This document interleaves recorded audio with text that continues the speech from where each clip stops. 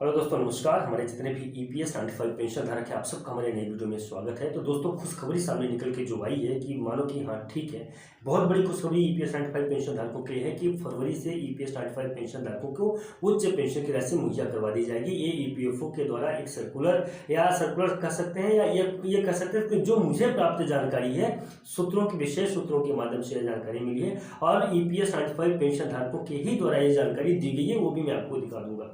लेकिन क्या यह सत्य है? क्या ऐसा हो सकता है अथवा नहीं हो सकता है? तो बिल्कुल, जी हाँ, मैं आपको बता दूं कि बिल्कुल सत्य हो सकता है और इसमें किसी भी प्रकार का कोई कंफ्यूजन भी नहीं होना चाहिए कि ईपीएफओ ने बहुत जल्दी बोला था कि जैसे ही हमारा कंप्लीट हो जाएगा तो वैसे ही हम इनको जो तो हायर पेंशन की राशि जो तो मुहैया करवाने लगेंगे। इसके ऊपर अगर बात किया जाए तो कैलकुलेशन की बात किया जाए कि किस आधार पर इनको पेंशन की राशि दी जाएगी, इनका पेंशन देने का जो कैलकुलेशन था वो कैलकुलेशन क्या था, ये तो पहले ही बनकर तैयार हो चुका था। उसी के आधार पे ही अब ईपीएस 95 पेंशन धारकों को पेंशन की राशि मुहैया कराई जाएगी। तो बिल्कुल इसमें कोई भी प्रकार का किसी भी प्रकार का कोई डाउट नहीं है कि ईपीएस 95 पेंशन धारकों को पेंशन की राशि क्यों नहीं मिल सकती है। नंबर एक बात। दूसरे नंबर की अगर बात करें हम लोग, तो अगर सांसदों की बात करें तो सबसे पहले माननीय श्रीमती हेमा मालिनी जी की ही बात कर लेते हैं। उन्होंने ईपीएस 95 पेंशन धारकों के लिए बोला था कि उनका काम बहुत जल्दी किया जा रहा है और आने वाले कुछ ही दिनों में उनका काम कंप्लीट हो जाएगा।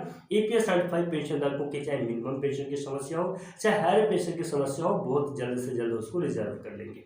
ये साथ साथ में वित्त मंत्रालय की तरफ से भी अपडेट निकल के सामने आई थी, श्रम मंत्रालय की तरफ से भी अपडेट सामने निकल के आई थी, सीबीटी के सदस्यों के द्वारा भी अपडेट सामने निकल के आई थी। जो अभी त्रिपक्षीय बैठक हुई थी, वार्ता हुई थी, उसमें भी यह जानकारी निकल के आया था। अभी हाल ही में जो एक कमेटी बनाई गई थी उसमें भी यह जानकारी निकल के आई थी और राष्ट्रीय संघर्ष समिति की टीम के द्वारा तो बताया ही जा रहा था कि बहुत जल्द आने वाले समय में ईपीएस 95 पेंशन धारकों के पेंशन में वृद्धि अगर नहीं होती है तो बड़े बड़े जो तो उन्होंने एक जो तो पूरा सर्कुलर जारी किया गया था जिसमें आंदोलन थे, भूख हड़ताल थे, घेराव था, ये सब कुछ करेंगे और आत्मदाह जैसी भी बड़ी अपडेट जो तो उसमें डाली गई थी। तो ये सारी चीज़ों को अगर ध्यान में रखा जाए तो यह संभव लगता है कि बिल्कुल यह संभव है कि ईपीएस 95 पेंशन धारकों की पेंशन में वृद्धि करने के लिए ईपीएफओ तैयार है।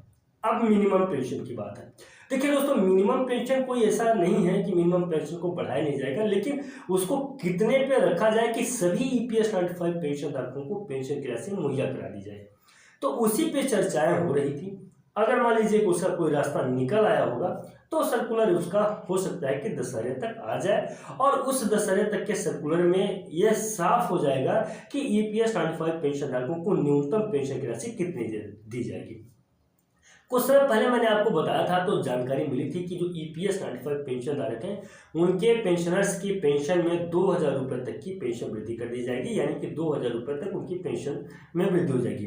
तो जिनका जो 2000 था उनका 4000 हो जाएगा, जिनका 4000 था उनका 8000, यानी कि दुगुना अगर करने की बात हुई होगी तो दुगुना, या तो सिर्फ जैसे मान लीजिए जिनका 2000 था तो 2000 और जोड़ दिए तो 4000 होगा, या जिनका 4000 था तो उनको 2000 और जोड़ देंगे तो 6000 रुपये हो जाएगा। ऐसा नहीं, लेकिन ये क्लियर नहीं हो पाया था कि किसको कितनी पेंशन की राशि मिलेगी, ऐसा कुछ नहीं है।